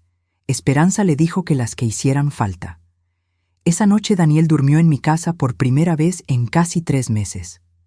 Le puse su cama con las cobijas que olían a lavanda porque así le gustaba desde chico. Le calenté leche con canela y le puse 2 galletas de animalitos en un platito con florecitas que tengo guardado desde cuando sus tías eran chicas. Se sentó en la cama con Pancho el dinosaurio en las rodillas y me miró con esos ojos grandes color café claro de su abuelo Roberto y me preguntó si yo iba a seguir siendo su abuela aunque ya no fuera a vivir con Germán. Me le quedé mirando. Le dije que yo iba a ser su abuela hasta el último día que Dios me dejara en este mundo, y muchos días después también, porque el amor no sabe de últimos días. Se recostó. Le canté bajito lo que le cantaba de bebé, que era una canción de cuna de Tehuacán que aprendí de mi propia abuela. A los 10 minutos estaba dormido. No sé si soñó, pero no se despertó en toda la noche mirando la puerta. Esa noche durmió de lado, con la mejilla sobre la almohada y los brazos rodeando a Pancho, como duermen los niños que están a salvo. Yo me quedé un momento en la puerta de su cuarto, mirándolo dormir. Y la rabia y el agotamiento, y el alivio y el dolor de todo lo que había pasado cayeron sobre mí de golpe, como cae la lluvia fuerte de agosto cuando ya no puede más el cielo. Me fui a mi cuarto. Me arrodillé junto a mi cama. Y por primera vez en toda esa semana lloré de verdad, sin contenerme, con todo el peso de 74 años y de una promesa hecha hace más de 60 que por fin había podido cumplir. El viernes Germán no fue a ningún lado. Las medidas cautelares lo prohibían. El contrato en Tlaxcala, si es que alguna vez existió, quedó en la nada. Semanas después, supe por Marcela que había salido de la casa de Esperanza y se había ido a vivir con un hermano en las afueras de la ciudad. La carpeta de investigación en el Ministerio Público seguía abierta. El proceso legal tiene sus tiempos. Pero Daniel no estaba con él. Eso era lo que importaba primero. En los días que siguieron hubo complicaciones que yo no voy a pretender que no existieron. La suegra de Esperanza, la dueña de la tienda donde trabajaba, le redujo las horas todavía más cuando se enteró de lo que pasaba porque era prima de Germán y su lealtad estaba clara desde el principio. Algunos vecinos de la colonia que lo conocían dijeron que era imposible, que Germán era tan buena gente, que algo en la historia no cuadraba. Eso duele de una manera particular, escuchar que la gente defiende a quien les dio una imagen cuidadosamente construida durante 2 años. Pero también es predecible, también es parte de cómo funciona este tipo de situación, y no cambió nada de lo que ya estaba documentado. Marco Antonio, mi hijo en Puebla Ciudad, llamó cuando se enteró. Al principio también tuvo sus dudas, que si yo no estaba exagerando, que si Esperanza no había malinterpretado algo. Eso me dolió más de lo que esperaba porque Marco Antonio es mi hijo y uno espera que el propio hijo crea en uno. Pero lo cité en mi casa un domingo y le mostré la libreta de notas con las fechas y los cambios de Daniel y le expliqué lo que la psicóloga del DIF había documentado y lo que el juzgado había determinado. Marco Antonio es maestro también, como yo, como su padre. Lee los hechos cuando los hechos están frente a él. Cuando terminé de explicar, se quedó callado un rato, y luego me dijo: «Mamá, perdóname». Que no debió haber dudado, que me conocía desde siempre y debió haberme creído desde el principio. Le dije que lo perdonaba porque el perdón no cuesta nada cuando viene de alguien que reconoce que se equivocó, y porque lo necesitaba de mi lado para lo que todavía quedaba por hacer. Lo que quedaba por hacer era largo. El proceso legal, el acompañamiento de Daniel en terapia, la estabilización económica de Esperanza, la reconstrucción de una rutina que le diera al niño la sensación de que el mundo tenía forma y horarios y un lugar donde siempre iba a haber cobijas con olor a lavanda y leche con canela. Todo eso iba a tomar tiempo. Todo eso iba a tener retrocesos y días difíciles y momentos en que Daniel recordara cosas que preferiría no recordar y necesitara que alguien estuviera ahí sin decir mucho. Pero Daniel estaba a salvo. Y ese era el primer capítulo de algo que todavía no sabíamos cómo iba a terminar, pero que ya había empezado de la única manera que podía empezar. Con la verdad sobre la mesa y las personas correctas mirándola de frente.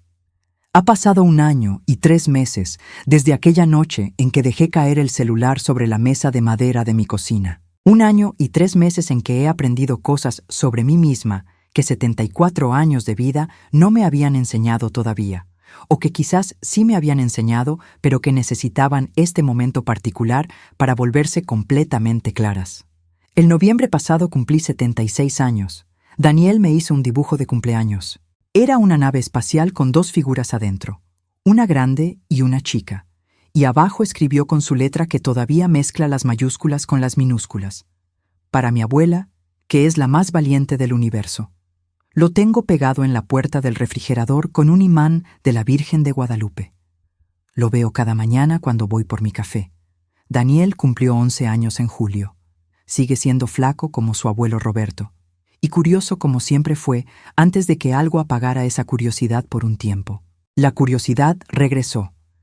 No de golpe, sino de a poco. Como regresan las cosas que no se pierden del todo, sino que se esconden mientras el mundo no parece suficientemente seguro para mostrarlas. Primero regresaron los dibujos. Cuadernos nuevos que Esperanza le compró en la papelería del centro. Uno azul y uno verde. Y Daniel los fue llenando de naves y dinosaurios y mapas de islas imaginarias exactamente como hacía antes. Luego regresó la risa con el cuerpo entero. Esa que yo había extrañado tanto que cuando la escuché la primera vez completa, en una tarde de domingo en mi cocina, cuando le conté un chiste malo que me enseñó mi compadre benemérito, tuve que voltear hacia la ventana para que no me viera los ojos húmedos. Sigue yendo a terapia. Una psicóloga que se llama doctora Irene Palafox, que trabaja en el DIF estatal de Puebla y que tiene una manera de hablar con los niños que hace que parezca que están jugando, aunque estén trabajando por dentro cosas muy serias. Daniel al principio no quería ir. Decía que no le gustaba hablar de cosas aburridas con extraños. Ahora va sin quejarse, y a veces cuando sale me dice cosas que la doctora Irene le enseñó, como que los sentimientos no son malos, aunque sean feos, o que acordarse de algo difícil no significa que lo difícil está pasando otra vez. Esas frases en boca de un niño de 11 años son la prueba de que algo está cambiando por dentro, de que alguien le está dando herramientas que van a servirle toda la vida. Ha tenido noches difíciles todavía. Eso no lo voy a pretender que no pasa. A veces se despierta con pesadillas y llama a su mamá, o, cuando se queda en mi casa, me llama a mí, y yo voy a su cuarto y me siento a su lado y no digo mucho porque aprendí que en esos momentos las palabras sobran y lo que el cuerpo necesita es saber que hay alguien presente. Le toco la frente. Le pregunto si quiere agua. Espero a que la respiración se le normalice. Y generalmente en 10 minutos vuelve a dormirse. Las pesadillas han ido siendo menos frecuentes. La doctora Irene dice que eso es esperado, que el proceso de sanar no es lineal, pero que la dirección general es hacia adelante y que eso es lo que importa. Lo que más me alegra, Lo que siento como la señal más clara de que Daniel está regresando a sí mismo es que volvió a hacer preguntas. Ese niño siempre fue preguntador. Desde que tenía 4 años me hacía preguntas que yo no sabía cómo contestar, sobre por qué el cielo es azul y no verde, sobre si los peces sueñan, sobre qué pasa con las personas cuando se mueren y si los abuelos pueden vernos desde donde están. Esas preguntas habían desaparecido durante los meses difíciles. Y cuando regresaron, me tomaron por sorpresa la primera vez. Estábamos en el mercado Melchor Ocampo, un sábado de mañana, comprando epazote y jitomate. Y Daniel me preguntó de la nada si las abejas tienen nombre propio o si todas se llaman igual. Me quedé parada en medio del pasillo con mi canasta y sentí que algo en mi pecho se aflojaba después de mucho tiempo apretado. Le dije que no lo sabía, pero que íbamos a buscarlo cuando llegáramos a casa. Y así lo hicimos, los dos sentados frente a mi computadora vieja, buscando sobre las abejas. Y estuvimos 1 hora ahí, y al final Daniel dijo: «Oye, abuela, las abejas son como tú, trabajan mucho y protegen su colmena». No sé si lo dijo con toda la intención que yo le di, pero lo recibí con toda esa intención de todas formas. Quiero pausar aquí un momento porque necesito hablarles directo. Llevo 1 año y 3 meses cargando esta historia y hoy es la primera vez que la cuento completa, desde el principio hasta donde estamos ahora. Y sé que hay alguien escuchándome que reconoce algo en lo que he contado. Quizás no exactamente igual, porque ninguna historia es exactamente igual a otra, pero sí en el fondo, en esa sensación de que algo no cuadra, de que un niño que conoces ha cambiado de maneras que no puedes explicar bien, pero que te pesan en el pecho. Si estás ahí, si ese alguien eres tú, quiero que sepas que no estás exagerando, que el instinto de una persona que ama a un niño vale algo, que hay lugares a donde ir y personas que escuchan. Dime en los comentarios desde dónde estás viendo esta historia, qué ciudad, qué estado, qué país si estás fuera de México, y qué hora es allá. Si es de madrugada y no puedes dormir, yo entiendo exactamente eso. Dale like si esta historia te ha movido algo por dentro. Suscríbete si todavía no lo has hecho porque aquí llega una historia nueva cada día y te prometo que cada una lleva algo verdadero adentro. Ándale, déjame contarles cómo quedaron las cosas con mi familia. Esperanza tardó en estabilizarse emocionalmente y eso era completamente comprensible porque 2 años de vivir con alguien que te hace dudar de tu propio juicio dejan una huella que no desaparece con que el problema se vaya de la casa. Hay algo que esa experiencia le hizo a su manera de verse a sí misma, una especie de desconfianza propia que la doctora Irene, que la atiende a ella también en sesiones separadas, dice que tiene nombre y que es tratable y que requiere tiempo. Esperanza va a sus sesiones. A veces sale de ahí callada y pensativa. A veces sale con algo en los ojos que parece más liviano. El proceso es de ella, y yo trato de no meterme más de lo que me pide, porque aprendí que hay formas de amar que dan espacio y hay formas de amar que sin querer aprietan. Económicamente las cosas estuvieron difíciles los primeros meses. La tienda de la suegra de Germán le quitó las horas que le quedaban y Esperanza tuvo que buscar trabajo nuevo. Encontró uno en una farmacia del centro de Tehuacán, de cajera, con horario fijo y sueldo modesto pero seguro. Marco Antonio y su esposa ayudaron con algo de dinero los primeros 2 meses hasta que Esperanza se estabilizó. Mi hija Pilar desde Monterrey mandó lo que pudo. Yo aporté lo de mis ahorros del ahorro del DIFE que tengo desde los años de maestra, que no es mucho, pero alcanzó para cubrir gastos de los trámites legales que Marcela no cobró completos porque hay abogadas que hacen su trabajo también con el corazón. Marco Antonio reconoció su error y se quedó. Eso también cuenta. A veces lo que uno necesita de la familia no es que estén perfectos, sino que reconozcan cuándo se equivocaron y se queden de todas formas. Marco Antonio viene a Tehuacán un fin de semana al mes ahora. Juega dominó conmigo. Le enseña matemáticas a Daniel cuando el niño tiene tarea difícil. Es el tipo de presencia que los niños necesitan. Un adulto hombre que no atemoriza, sino que enseña. Eso tiene un valor que no se puede medir bien, pero que yo veo en la manera en que Daniel se sienta junto a Marco Antonio sin buscar con los ojos la puerta primero. Mi hija Pilar bajó en diciembre para las fiestas. Fue la primera Navidad en mucho tiempo en que todos estuvimos en mi casa al mismo tiempo. Hice tamales de rajas con queso y tamales de mole negro que empecé desde el 23 de diciembre porque los tamales de mole negro no perdonan las prisas. Daniel me ayudó a extender la masa con las manos pequeñas que se le manchaban de negro hasta los codos y reía.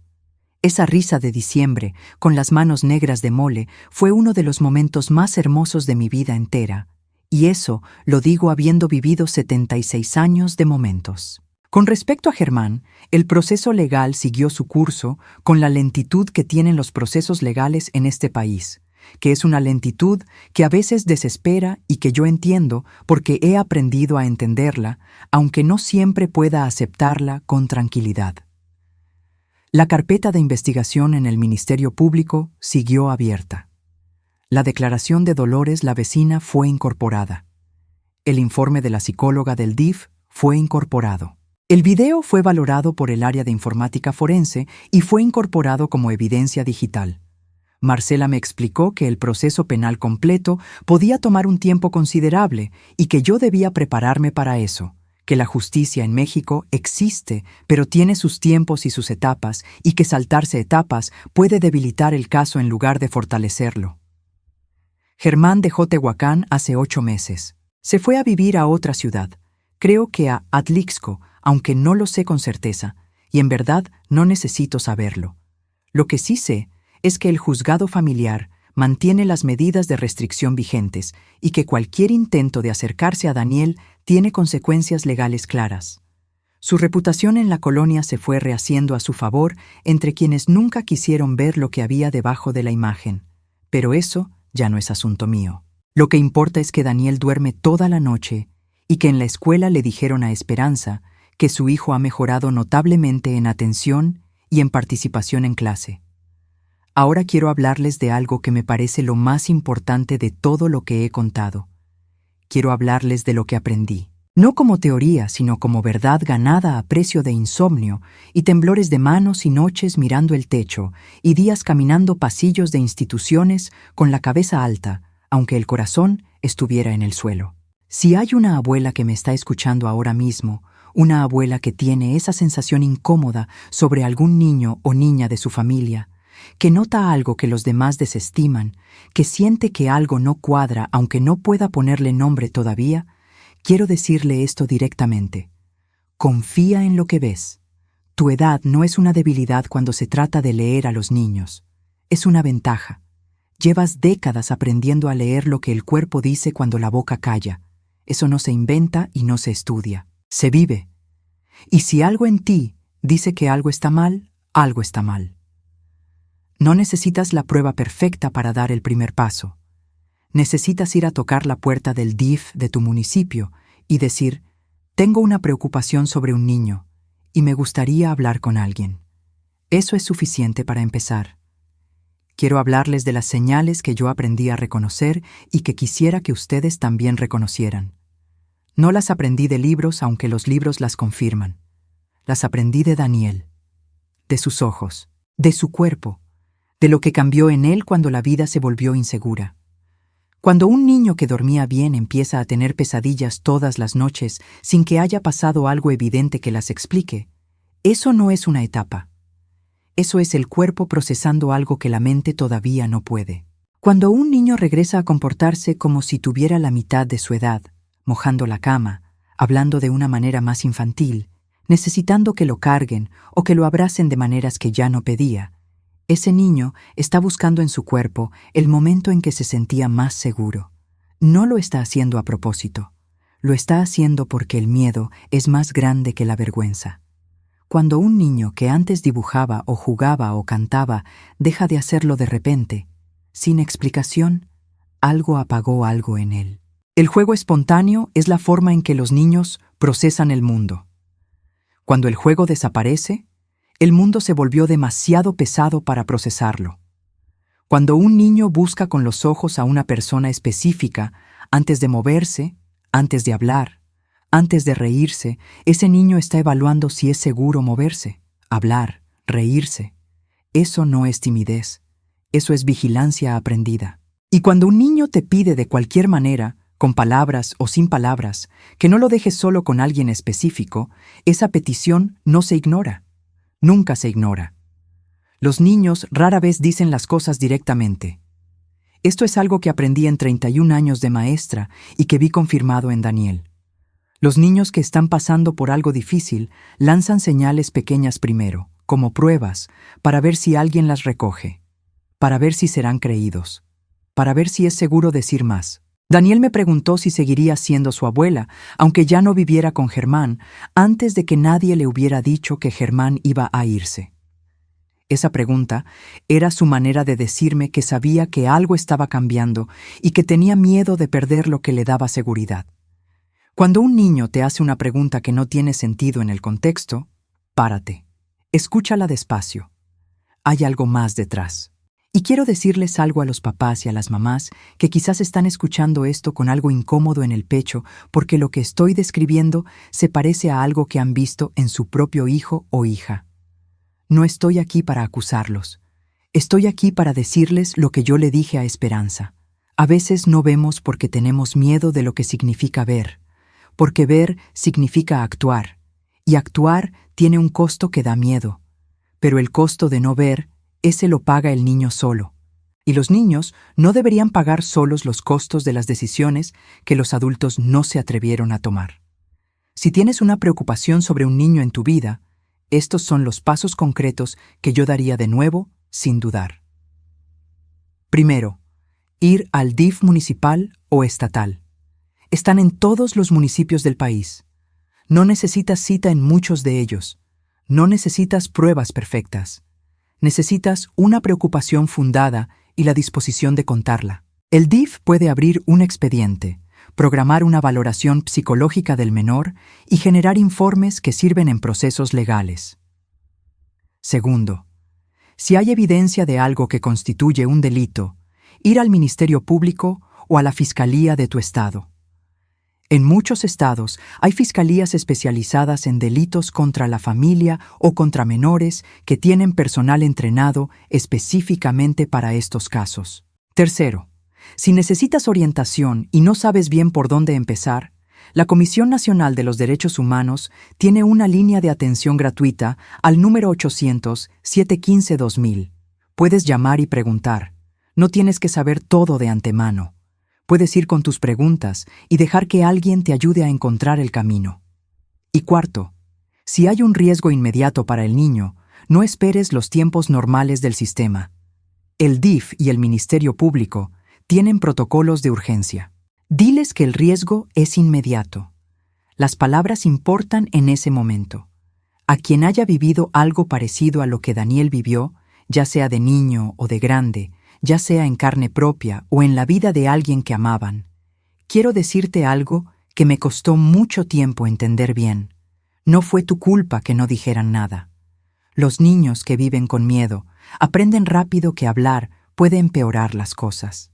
Aprenden a callar como estrategia de sobrevivencia. Y que alguien no haya hablado no significa que no necesitara ayuda. Significa que el mundo todavía no le había dado suficientes razones para creer que hablar era seguro. Si eres tú esa persona, si llevas años cargando algo que no has podido decir del todo, no estás solo ni sola. Hay personas entrenadas para escuchar sin juzgar. Hay doctoras Irenes en muchos lugares. Hay Letecias en los DIF de este país que reciben historias difíciles y no se apartan. Hay caminos aunque a veces no se vean desde donde uno está. Y a quien tenga miedo de hablar porque cree que nadie le va a creer, quiero decirle lo que la vida me enseñó a mí a precio de muchos años. El que tiene la verdad de su lado no necesita que todos le crean inmediatamente. Necesita documentar, necesita persistir. Necesita encontrar a la persona correcta que sepa escuchar lo que está diciendo. Esas personas existen. Yo encontré a Leticia, encontré a Graciela, encontré a Marcela. No todas las puertas se abren a la primera, pero hay puertas que se abren. El naranjo que mi padre plantó el año que yo nací todavía existe en el patio de la casa de Tehuacán donde crecí, que ahora es de mi sobrino. El año pasado, en febrero, cuando fui a una visita familiar, Daniel me pidió que lo llevara a ver el árbol porque le había hablado de él alguna vez. Fuimos los dos solos una tarde. El árbol es viejo ya, con el tronco grueso y torcido y las ramas que se extienden sobre medio patio. Daniel lo miró un buen rato con esa manera suya de observar las cosas cuando le interesan de verdad, con toda la atención concentrada. Luego extendió la mano y tocó la corteza, y me preguntó cuántos años tenía el árbol. Le dije que 76, los mismos que yo. Me miró con esos ojos café claro y me dijo: «Entonces el árbol y tú son de la misma edad y los dos siguen aquí». «Así es, mijito», le dije. «Los dos seguimos aquí». Me tomó la mano y nos quedamos parados debajo del naranjo de mi padre que tiene 76 años, los dos sin decir más nada, mientras la luz de la tarde de Tehuacán caía sobre las hojas verdes y sobre las manos entrelazadas de una abuela y un niño que aprendieron juntos que el amor más verdadero es el que no mira para otro lado. Eso es lo que tenía que contarles. Ahora quiero pedirte algo antes de que te vayas. Si te quedaste conmigo desde el principio hasta aquí, si escuchaste toda la historia de esta viejita de Tehuacán, quiero que sepas que me diste un regalo muy grande esta noche, o esta mañana, o esta tarde, el regalo de ser escuchada. Y yo quiero darte algo a cambio.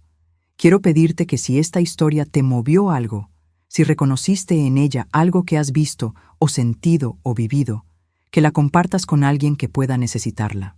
Una historia como esta puede llegar a los oídos correctos en el momento correcto. Puede ser la historia que alguien necesitaba escuchar para dar el paso que llevaba tiempo posponiendo. No sé quién es esa persona en tu vida, pero tú probablemente sí lo sabes. Dale like a esta historia si te llegó al corazón. Suscríbete si todavía no lo has hecho porque aquí llega una historia nueva cada día sin falta. Historias de abuelas que han vivido cosas difíciles y que salieron del otro lado con algo verdadero que compartir. Y deja un comentario con la palabra vista, solo esa palabra. Porque solo las personas que se quedaron conmigo hasta el final van a entender por qué esa palabra importa. Porque Daniel fue visto. Porque Esperanza fue vista. Porque a veces lo más poderoso que podemos hacer por alguien es simplemente verlo de verdad. Dime también desde dónde estás viendo. ¿Qué ciudad? ¿Qué estado? ¿Qué hora es allá? Yo los leo todos. Me gusta saber que en algún lugar alguien escuchó la historia de esta abuela de Tehuacán y no se fue a mitad del camino. Cuídense mucho por allá. Cuiden a los niños que tienen cerca. Y recuerden lo que aprendí yo a 74 años con un celular en las manos y el corazón apretado. El amor que protege vale más que el amor que calla. Siempre. Sin excepción. Con todo el corazón de esta abuela al suyo, muchas gracias.